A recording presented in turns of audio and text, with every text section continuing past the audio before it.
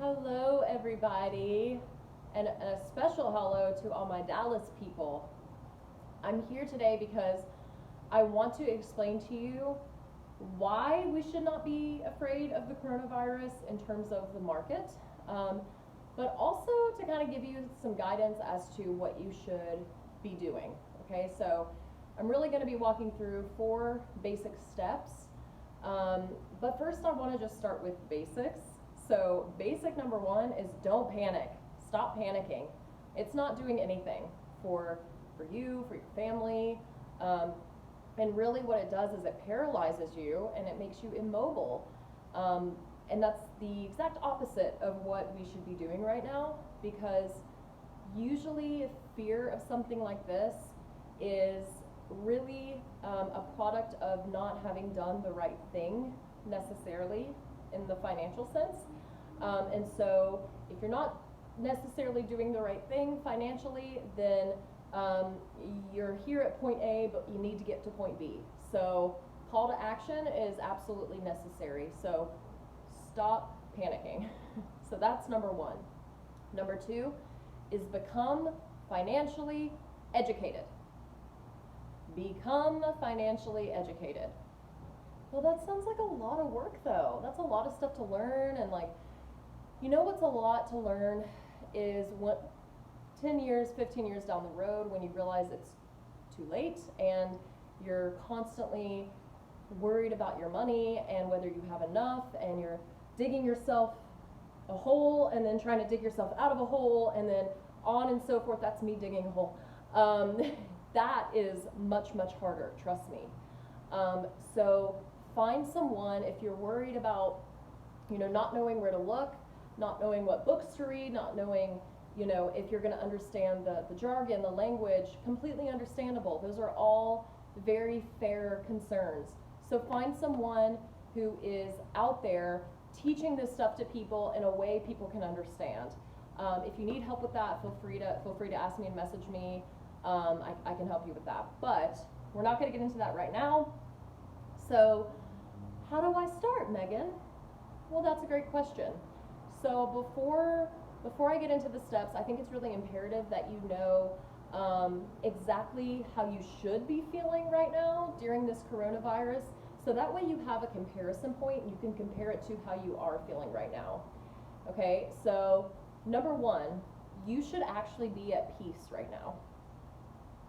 Did you say that I should be at peace? Yes, I did. You should be feeling at peace right now. If you are concerned and worried about your financial situation right now, then something is probably missing.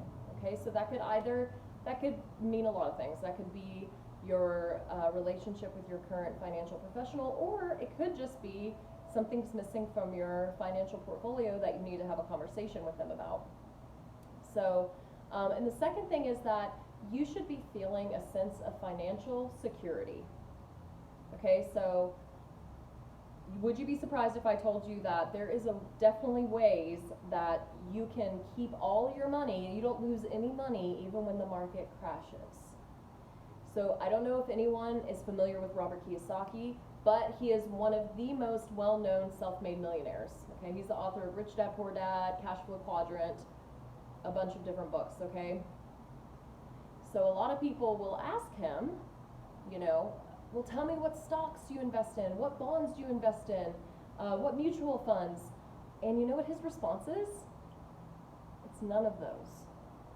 So for some of you that may not be surprising, but for others this may be your first time hearing that.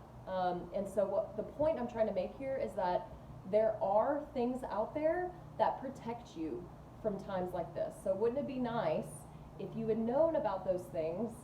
I mean, the next time our next coronavirus happens, at least now you know. And so oftentimes when we haven't heard of something before, it's not because it doesn't exist. It's just because we haven't been taught. We're not being educated on this stuff, guys.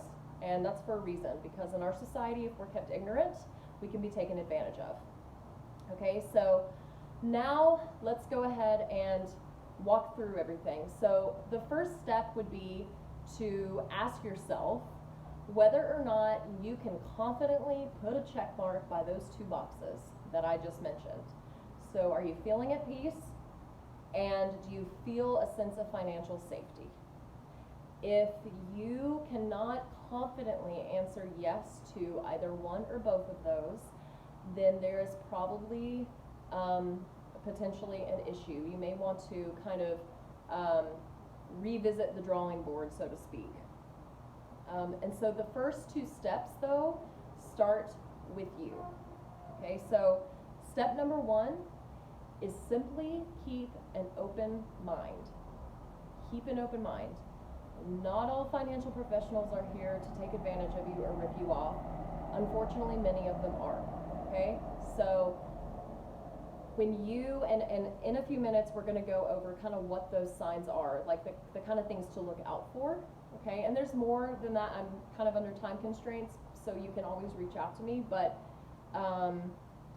first let's start with the things that you should be doing. So when you're sitting down with somebody, so whether it's someone you're already working with and meeting with, or if you're kind of in the process of searching for one,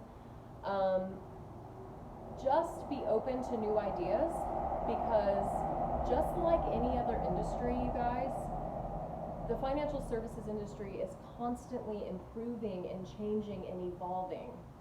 So financial products have improved significantly over time. So just because maybe your mom or your dad had product X, and that they really were happy with that and they loved that, that does not mean that product X is the right product for you. Product X isn't an actual name, I'm just making up a name. Okay, it doesn't mean that it's the right fit for you and your family.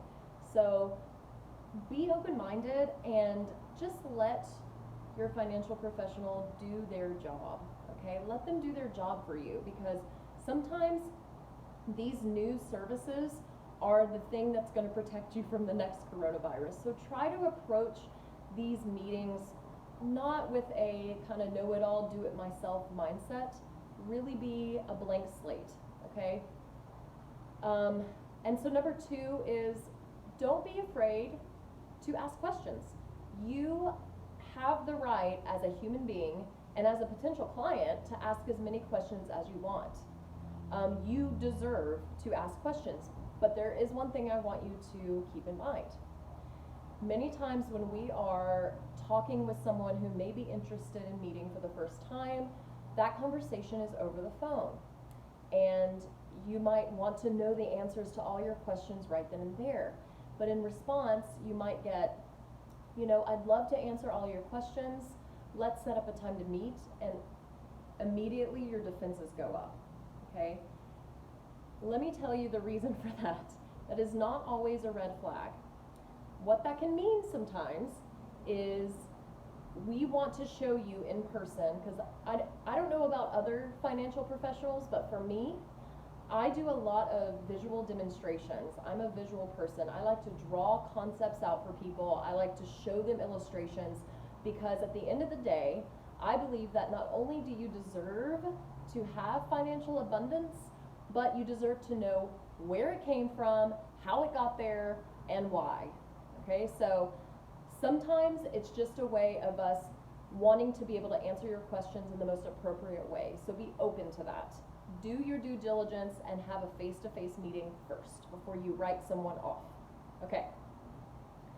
Now, in addition to this though, there's also a few things you need to make sure that you look for when you are trying to find the right financial professional for you, to make sure that you are set for more comfort and security now and in the future. Okay, so one is, yes, I am looking at my notes. I don't have any shame at all about that. Make sure you find someone who takes an educational approach and not an informational approach.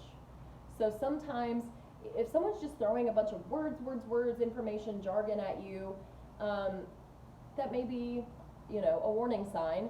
But if someone is taking more of a, personal finance 101 approach, really embrace that, because I'm telling you right now that the people that will take the time to really, really show you how money works, that way at the end of the day, if you decide to implement whatever plan they give you, you know exactly why. There's no mystery as to where it came from, right? And so there's no second guesses, there's no doubts.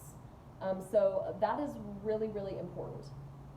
The second thing you want to look for is someone that is patient, but also intentional. And I'm going to give you an example of what I mean by that. So if you go to a restaurant and your server is coming to your table like every minute, trying to, like, asking you if you're ready to order, but you're not, that gets pretty annoying, right? That's pretty aggravating.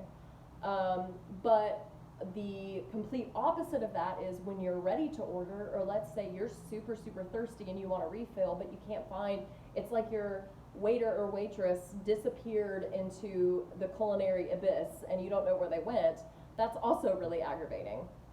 So wouldn't it be nice if your kind of server customer relationship operated on a deadline, right?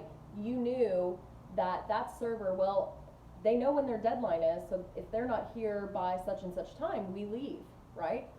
Okay, so I submit to you that your financial professional is no different than your friendly next door restaurant employee in that regard. Because on one hand, you want someone to be patient and give you all the time that you need to think things over and to have the discussions you need to have with your family. That's extremely important. You shouldn't be pressured into something like this. This is a big decision. But in addition to that, your financial professional should be setting deadlines with you. And I know that sounds counterintuitive, but let me explain to you why that is. If you really are serious, if you tell me that you're serious about really building your financial future, or keeping your current financial situation safe and continuing to build it, if you're serious about that, then I'm going to take it seriously too. But if you are constantly putting things off, and I can tell you, we know that your financial health is one of the most important paths that you'll ever pave for your own well-being, essentially. But unfortunately, it's also one of the most procrastinated. And so if we're going to get you to where you say you want to be, then you got to take this seriously. So we hold you accountable. If we don't call you out, who will, right?